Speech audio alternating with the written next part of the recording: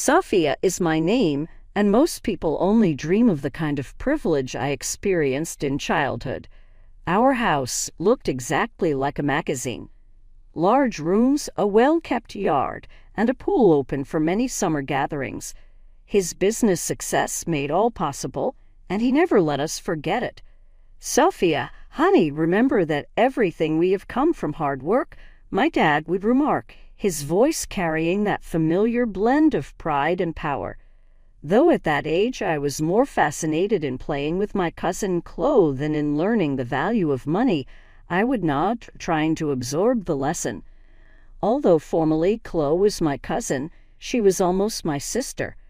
She was the daughter of Uncle Mark, the younger brother of my father, just 1 year my senior. Despite the differences in our living circumstances, our families were inseparable. "Your uncle's family needs our help," my mother would say any time I saw Dad lending financial support to them. Always the diplomatic one, she would say, "Family takes care of family," gently diffusing any embarrassing situations when Uncle Mark accepted another check from Dad.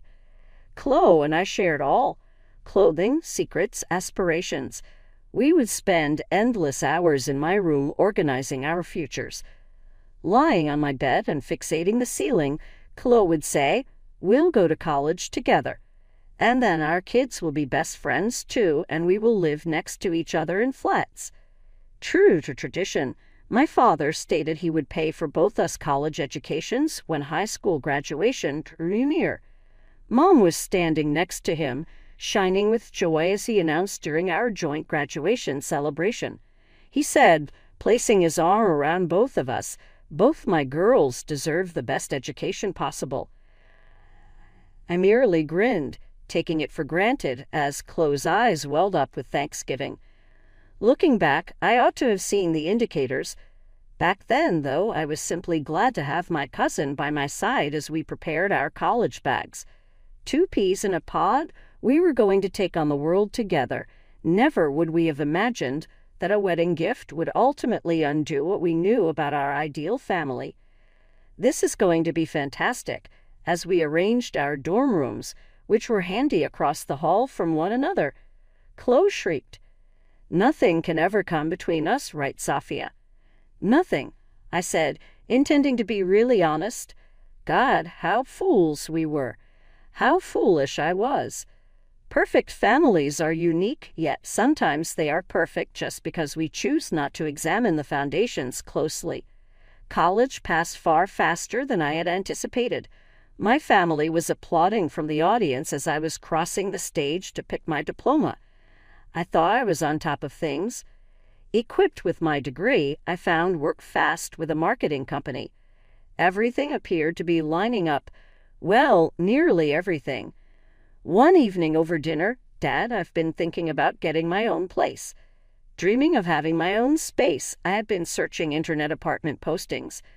Right now, the rental market is ridiculous, and with a down payment. "Sophia," he said, cutting me off with his fork down. "Right now, you are an independent woman. You work at a decent level. You ought to be earning your own money now. Although your mother and I provided you with a wonderful education, now it is time for you to stand on your own 2 feet. Mom merely sat there nodding in accord. I thought I had been slapped. And that's how I ended up in a little 1-bedroom apartment watching half my earnings go into rent as my savings grew at an agonizing slow pace. Still, I was resolved to show I could accomplish it alone. Chloe earned her degree 1 year later. She delivered her bombshell right there during our celebration at her preferred restaurant. Jake suggested. She cried and flashed a diamond ring. "We are getting married in 4 months." 4 months whirled through a frenzy of wedding planning. Helping Chloe choose everything from her clothing to the table settings, I poured myself into my Madoff honor responsibilities. Even with my own housing problems, I was actually glad for her. When the wedding day finally arrived, everything went well. The ceremony was exquisite. The reception was understated. Both of Chloe and Jake radiated delight as I watched her dance with him. Then my father got up to give his remarks. "Chloe," he said, his voice rich with feeling, "you have been to me all these years like a daughter. One of the pleasures of life has been seeing you grow up next to Sophia." I grinned and drank my champagne, typical wedding speech material. "But then, that's why," he continued, pulling out an envelope, "I want to give you something special, something to start your new life together." He paused for dramatic effect. "The keys to your very own apartment." The glass nearly slipped from my hand. The room erupted in gasps and applause. Uncle Mark and Aunt Sarah were crying. Chloe rushed to hug my father, sobbing thank yous into his shoulder. "You deserve this," he said, loudly enough for everyone to hear. "I love you like my own daughter." I sat there frozen as relatives crowded around Chloe and Jake, congratulating them on their incredible gift. My mind was spinning. The same father who told me to stand on my own 2 feet had just handed my cousin an apartment. I gripped my champagne glass so hard I thought it might shatter. But I kept smiling, kept playing my part. This was Chloe's day, after all. I wouldn't make a scene. I waited exactly 3 days after the wedding before I showed up at my parents' house. My hands were shaking as I rang the doorbell, but my voice was steady when Dad opened the door. "We need to talk," I said, walking past him into the familiar living room where I'd spent so many happy moments. "What's on your mind, Sophia?" He settled into his favorite armchair, looking perfectly calm as if he hadn't just dropped a bomb on my life. "Really? You're going to pretend you don't know?" I stayed standing, too agitated to sit. "You told me to earn my own living, to stand on my own feet. But you just handed Chloe an apartment like it was nothing. Want to explain that?" Dad sighed like I was being unreasonable. "It's different with Chloe. She doesn't have the same opportunities you do." "Different how?" "We went to the same college, got the same education, which you paid for, by the way. She comes from a poor family, Sophia. Jake's family isn't well off either. Your uncle can't afford to help them get started in life." He leaned forward. "At today's prices, they'd never be able to save enough for their own place." I let out a sharp laugh. "Oh, and I can. Half the country rents, Dad. They could have done what I'm doing. Work, save, rent an apartment like normal people. You're being mercantile," he snapped, his calm facade cracking. "This isn't about you. This is my money, and I decide how to spend it. I help your uncle's family because they need it. Mercantile." My voice rose. "This isn't about money, it's about fairness. How do you think it feels to watch you treat your niece better than your own daughter?" "That's enough." Mom burst into the room. I hadn't even realized she was home. "How dare you question your father's decisions? You have no right to tell him how to spend his money." "Oh, so you're okay with this?" Turn to her. "Your husband giving another woman's daughter an apartment while telling his own to struggle. Don't you take that tone with me, young lady." Mom's face was red with anger. "Your father has provided everything for you, and this is how you repay him, with jealousy and demands." "Jealousy?" I was practically shouting now. "You think this is about jealousy.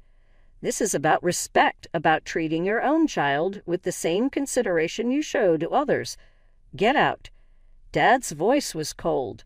"Until you can appreciate everything we've done for you and apologize for this behavior, get out of my house." "Gladly." I grabbed my purse. "And don't worry about doing anything else for me." "I wouldn't want your charity." My eyes were burning with angry tears as I got into my car. It wasn't about the money. It never had been.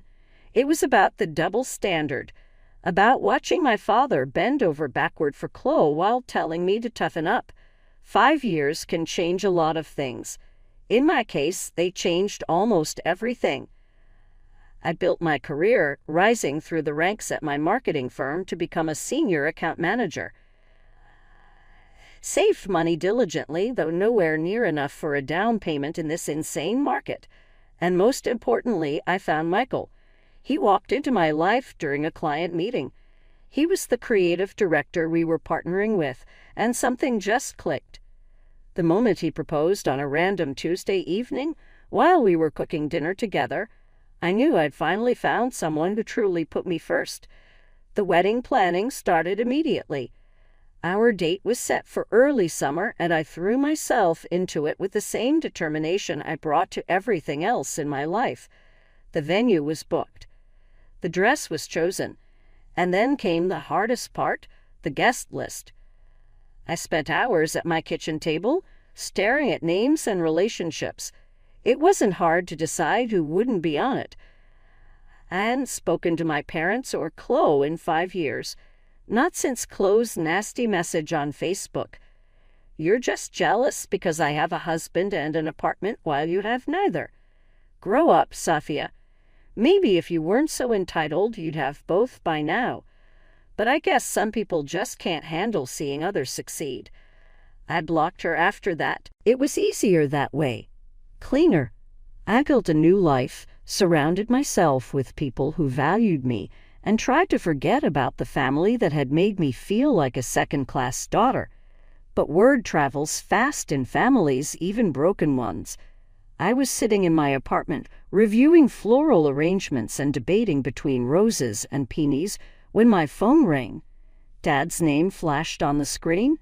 The first time in 5 years. My heart jumped into my throat, and my hand shook as I answered, "Sophia." His voice sounded older somehow, more tired. "I hear congratulations are in order. Who told you?" My voice came out steadier than I felt. "Does it matter? Why didn't you invite me to your wedding?" He paused, and I could hear the hurt in his voice. "I'm your father. I should be the one walking you down the aisle." A bitter laugh escaped me before I could stop it. "Really? Now you want to play the father card?" "Safia. Actually, I'm curious." I cut him off, feeling reckless.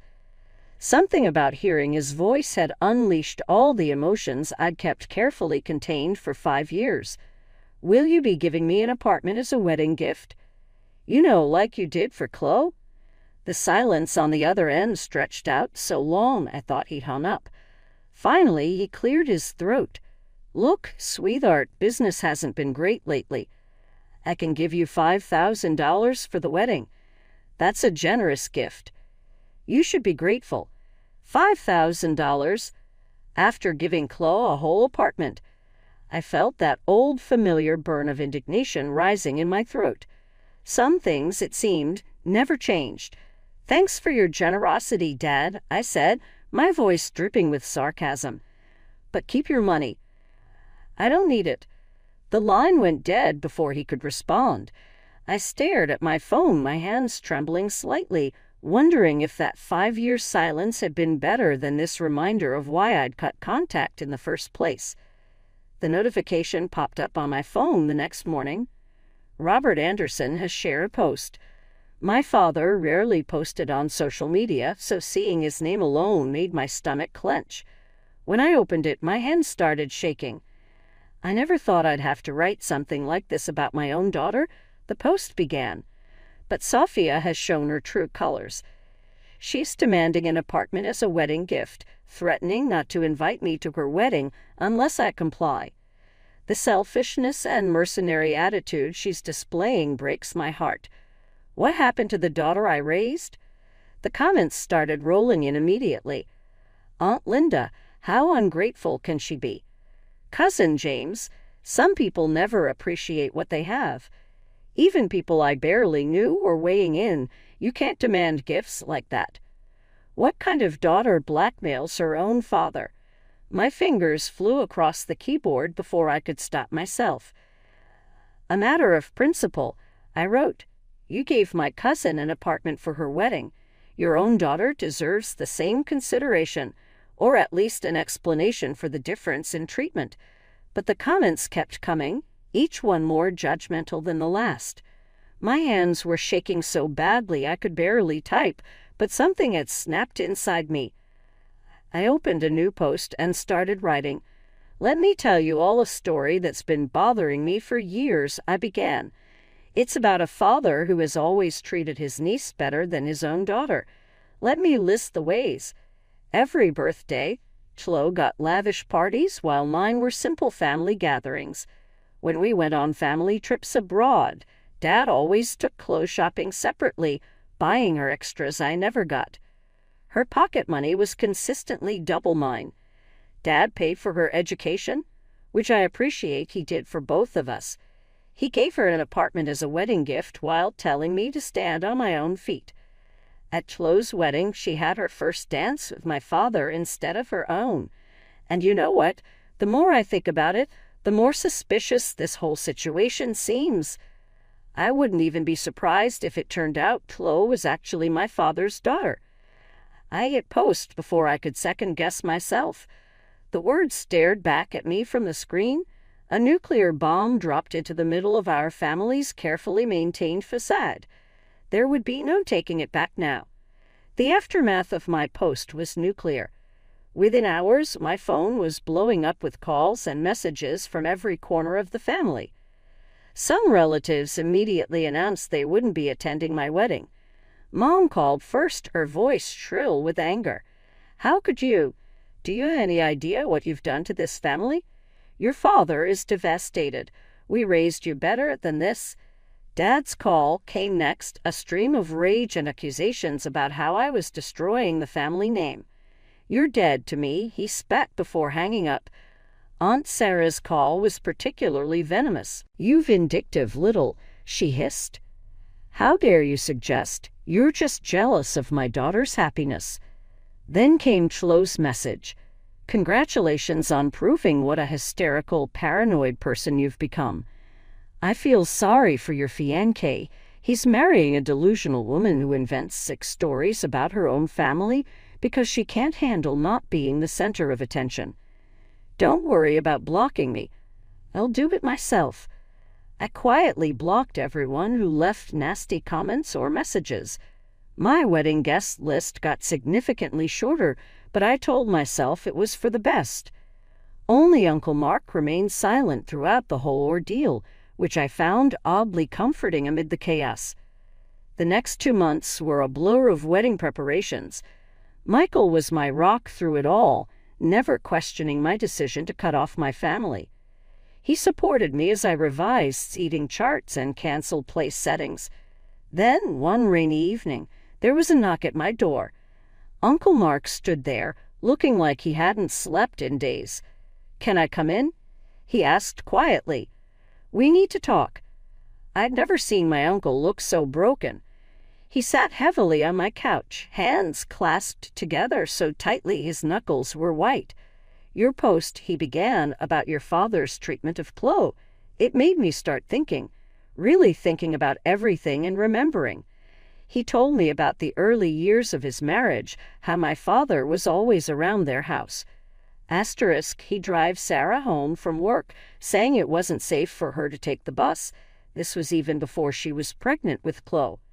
He was always bringing her gifts, expensive ones. I thought, God, I was such a fool. I thought he was just being a generous brother. Uncle Mark's voice cracked. He reached into his jacket and pulled out an envelope with trembling hands. "I had to know," he said. "After your post, I just had to know." The DNA test results were printed on official laboratory letterhead. My uncle had collected hair samples from all 3 of them, himself, Chloe, and my father. The results were unequivocal. Uncle Mark's genetic match to Chloe showed only an uncle's relationship, 84%, while my father showed a 99.99% paternal match. "Sarah confessed everything today," he whispered. 25 years? They've been having an affair for 25 years, since before Chloe was even conceived. We sat there until well past midnight, piecing together memories that suddenly made horrifying sense. The special treatment, the excessive gifts, the way my father always seemed to know about Chloe's life before anyone else. All those times he insisted on driving Aunt Sarah to doctor's appointments when she was pregnant. "I'm so sorry, Sophia," Uncle Mark said as he was leaving. I should have seen it, should have known. I watched him walk to his car in the rain, his shoulders hunched with the weight of 2 decades of betrayal. For the first time since this whole nightmare began, I felt no satisfaction in being right. The morning after Uncle Mark's visit changed everything. I was still processing our conversation when my phone buzzed with a text from Mom. "Sophia, your uncle just left. We need to talk. Can you meet me at Rosemary's Cafe in an hour?" I found her already there, sitting in a corner booth, looking like she hadn't slept. Her hands were wrapped around an untouched cup of coffee, and I noticed they were shaking slightly. "I filed for divorce," she said before I could even sit down. "I just came from the lawyer's office." Her voice cracked. 25 years of marriage, and I never knew? Never wanted to know. Maybe Uncle Mark had told her everything. The DNA test results, Sarah's confession, the decades-long affair. He filed for divorce too, she added, unable to stay married to a woman who'd lived such a profound lie. "Sophia," Mom reached across the table and grabbed my hands, her eyes brimming with tears. Asterisk, I owe you the biggest apology. All these years I defended him. I excused him. I watched him favor Chloe and told myself it was nothing. I should have listened to you, should have seen what was happening in my own home. Asterisk. Mom, no. Asterisk, let me finish. When you posted about your suspicions, I was so angry. I thought you were trying to hurt us, trying to get revenge. But you were the only one brave enough to say what we all should have seen. Asterisk. We spent hours in that cafe, crying, talking, beginning the slow process of healing. Mom ordered a bottle of wine, and we shared it as she told me about all the signs she'd ignored over the years, all the moments that suddenly made terrible sense. Later that evening, I was at home, trying to process everything that had happened when someone started pounding on my door. I opened it to find Dad standing there, his face purple with rage. "Are you happy now?" he shouted, pushing past me into my apartment. "You've destroyed everything. 2 families destroyed because you couldn't keep your mouth shut." "I destroyed nothing," I replied, surprised by how steady my voice was. "You did this 25 years ago. You made a choice that would destroy these families. I just exposed the truth." His face twisted. "Well, I won't be at your wedding. How's that for truth?" "I wasn't planning to invite you," I said quietly. "You haven't been a real father to me in years." Then it settled, he snarled. "You're no longer my daughter." A strange calm settled over me. "That's fine," I smiled. "You have another daughter anyway, don't you?" The look of shock on his face was almost comical. Before he could respond, I opened the door and gestured for him to leave. When he did, I closed it firmly behind him, leaving him standing in the hallway. That evening, I called Uncle Mark, my hands trembling slightly as I dialed his number. "Uncle Mark, I have something to ask you." I took a deep breath. "Would you walk me down the aisle at my wedding?" There was a long pause, and I heard him clear his throat several times before he could speak. "Sophia, I would be honored." 2 months passed in a blur of wedding preparations. The guest list was shorter than originally planned, but somehow that made it more special. Every person who attended had chosen truth over comfortable lies, had stood by me when it would have been easier to look the other way. The garden venue was beautiful, scattered with white roses and peonies. Mom sat in the front row, dabbing at her eyes with a tissue. I saw tears in Uncle Mark's eyes also when he grabbed my arm to lead me down the aisle. The divorce process between my parents proceeded shockingly fast. Later on, Mom informed me Dad consented to everything just to get it over with, maybe trying to minimize the scandal. Mom was paid $200,000 and they resolved things out of court. Mom came to see one afternoon while I was in my leased apartment surrounded by wedding thank you cards. She urged me to have this and placed an envelope over my coffee table. Inside was a check for the whole settled value. This money is not needed by me. My daughter should live in the house she is due. She grabbed hold of my hand. Think of it as payment for all the years I missed defending you. You did not fail, I replied. You did, but right now we are repairing problems. She gave a smile. Besides, what better use is money than to at last present you what he should have given years ago? I won't pretend I didn't cry when I dropped the check or when Michael and I found the ideal apartment, a lovely 3-bedroom with enough room to begin the family we are looking for and a balcony. I sense justice being done every time I unlock our front door. Last month, Dad and Aunt Sarah married. The family grapevine brought it to me. On their respective divorce forms, they apparently skipped even waiting for the ink to dry. Now they are not disguising their relationship. Happy couple pictures abound on their social media as if the preceding 25 years of dishonesty never took place. I do not follow their narratives. I need not. Once the DNA results were widely known, most of our relatives sided with Mom and me. Not even those who first supported Dad could overlook the facts. Every Sunday now, Uncle Mark pays us dinner. He is dating once more, gingerly returning to life following the treachery. Mom visits us regularly, and it has been lovely to see her heal alongside brother-in-law and sister-in-law, connected by common suffering. Late at night, occasionally I find Chloe on mind. Regarding the technical matter, she is my half-sister. I wonder if she ever suspected the reality behind our father's preference. But those ideas no longer help me to stay awake. Right now I lead my own life. My house personally. My own family. Constructed on honesty rather than secrets.